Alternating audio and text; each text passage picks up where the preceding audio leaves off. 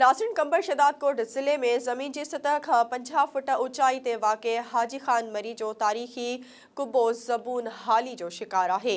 लाॻापियल खाते जी अदम दिलचस्पी सबब ही तारीख़ी विरसो लावारिस बणियल है। उन हवाले से वधिक तफ़सील कंबर का इख़लाक़ अहमद चांडियो जी।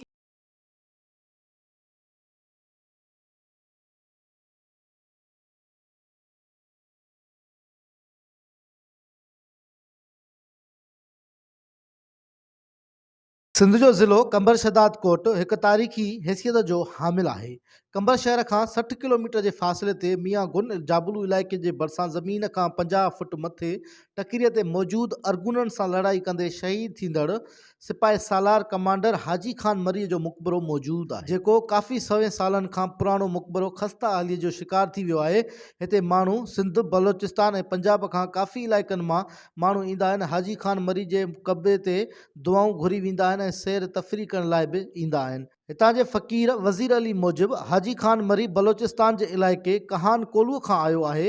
ही उन ज़माने में फ़ौज जो कमांडर हुयो जेको उन वक़्त लॻल जंग में शहीद थियो हो, जंहिंजी वसियत थियल हुई त अगरि शहीद थी वञा त मुंहिंजी मैयत खे ॾाचीअ ते रखी छॾिजो, जिते बि उहा थकिजी पवंदी ऐं उते वेहंदी उते मूंखे दफ़नायो वञे। जंहिं बाद हू अची हिन टकरीअ ते पहुतो ऐं उनखे हिते दफ़नायो वियो। काफ़ी तइदाद में माण्हू हिते ईंदा। हाजी खान मरीअ जे पोएं पासे खां ज़ाहिर थींदड़ खीथर जबल जे मां ईअं महसूसु थींदो आहे त झुड़न बि जेको आहे सो हिन जबल मां निकिरंदड़ हुजे ऐं जबल जी टकरुनि मां उअं ई बि दूंहों महसूसु थींदो आहे त जीअं को हिन मां जेको आहे जबलनि मां निकिरंदड़ दूंहों निकिरी रहियो आहे। ऐं मुसाफ़िर खाना अॻ में हाजी खान मरी जे मक़बरे ते ठहियल हुआ, जेके हिन वक़्तु मुकमल तौर ते ज़बून हाल थी वञण जे करे मुकमल तौर ते ज़मीन बोस थी विया आहिनि ऐं हाजी मरी खान जो मक़बरो मुकमल तौर ते हू बि जेको आहे ज़बून हाल थींदो पियो वञे। इन हवाले सां जेके ईंदड़ उते माण्हू आहिनि उनजो चवणु आहे त जॾहिं वियासीं हाजी मरी जे क़ब्रिस्तान ते त ऊचाई पहाड़ी ते उन जो मक़बरो हुयो ऐं तमामु ज़बून हाल में हुयो। उते पहुचण खां पोइ असां ॾिठोसीं उते बरसाति वसे पई, असां बि महफ़ूज़ न हुआसीं सियाह, ऐं उन्हनि खे सरकार उनखे जेको आहे सो छॾे ॾिनो आहे ऐं उहो भुरी रहियो आहे।